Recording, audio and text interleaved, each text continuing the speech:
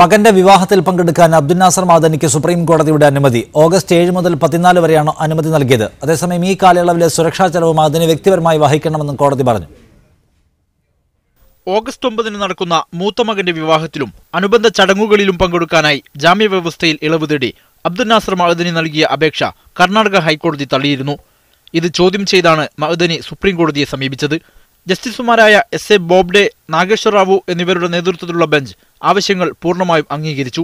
ഇത്രയും ദിവസം കേരളത്തിൽ സുരക്ഷ നൽകുന്നത് വലിയ പ്രയാസമുള്ള കാര്യമാണെന്നും പൊതുഖജനാവിന് ബാധ്യതയാണെന്നും കർണാടക സർക്കാർ വാദിച്ചു.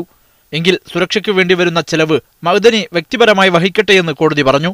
കർണാടക സർക്കാരിന് സുരക്ഷ നൽകാൻ ബുദ്ധിമുട്ടുണ്ടെങ്കിൽ സുരക്ഷാ ചുമതല കേരള പോലീസിന് നൽകണമെന്ന് മഅദനിയുടെ അഭിഭാഷകൻ ആവശ്യപ്പെട്ടു.